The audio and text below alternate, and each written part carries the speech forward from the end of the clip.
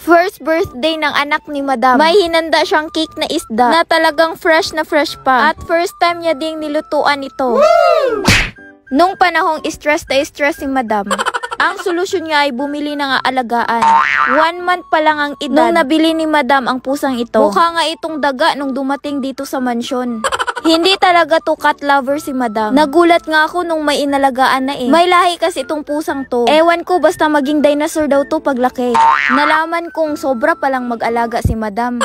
Inispoiled niya talaga itong pusang to. Yung tipong gusto ko na lang din maging pusa na lang.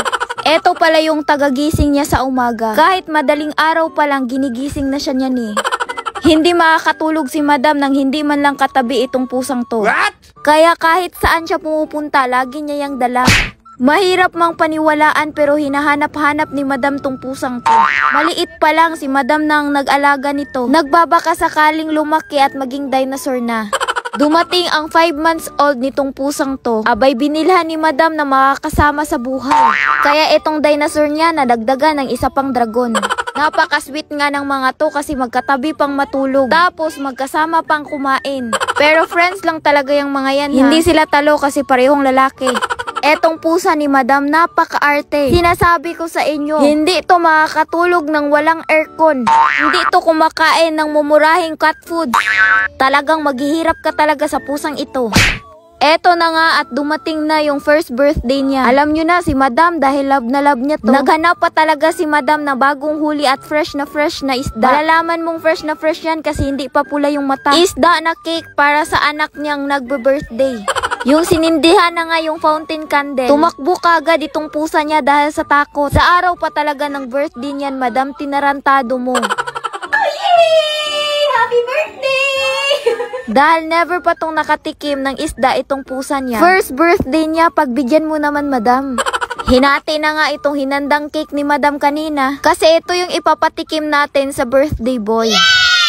Pinahiwa ko na nga kay Papa kasi siya naman yung expert dyan. Syempre hindi papayag si Madam na ipapakain to ng hilaw. For the first time, lulutuan ni Madam ang pusa niya. Kung hindi pa birthday niyan, hindi pa lulutuan ni Madam yan. Masasabi kong sana naging pusa na lang ako para makatikim man lang ng luto ni Madam. So, simpleng luto lang pala tong gagawin ni Madam. Papakuluan lang niya pala to. Sa ginawang luto ni Madam, hindi man lang siya nahirapan talaga. At least mineral water yung sinabaw nito. Tapos binantayan pa nitong dinosaur niya nung hindi pa luto. Sino ba namang hindi may excite dito? Eto ngang dragon ni Madam, nakaamoy na din itong niluluto niya. Kaya eto, hindi na nga pinatagal ni Madam. Hindi na nga siya nagdalawang isip na hanguin ito. Wow! Hindi na kasi ito masarap kapag ma-overcook. Lalo pat pusa yung kakain. Hinimay na nga ni Madam at tinanggalan ng tinik. Hindi na talaga makapaghintay itong dinosaur niya. Abay, first time ba naman makakatikim ng isda? Tapos fresh na fresh pa. Habang hinihimay nga niya itong isda, itong dinosaur niya nakaabang talaga. Tapos nilagyan pa ng sabaw oh. Kahit hindi ako pusa, natatakam na din ako eh. Eto na nga at handang-handa na itong imumukbang nila. Dinunggaban talaga agad nitong dalawang to oh. Sabay talaga to sila kumain. Kahit ihiwalay mo, magkadikit pa din yung mga yan. Kaya inisa ko lang yan ang lalagyan. Tuwing ito nga sila ay kakain. Napakaswerte naman talaga nitong pusang to. Hindi naman pwedeng sila lang yung kakain no. Naghanda din kami ng uulamin dito. Meron na ricados at mga gulay para dito sa napakalaking isda. Pinahiwa ko na nga kaagad dito. Tapos nagpakulo na din kami ng tubig. Nilunod na nga yung mga ricados pati na din itong isda. Basta isda talaga, masarap talagang itinola. Lalo pat fresh na fresh pa. Isang kulo lang yan oh, luto na kaagad. Wow! Ang sarap ng tinola talaga. Masustansya pa kasi may gulay pa. Mahaba pa lalo yung buhay ni Madam nito.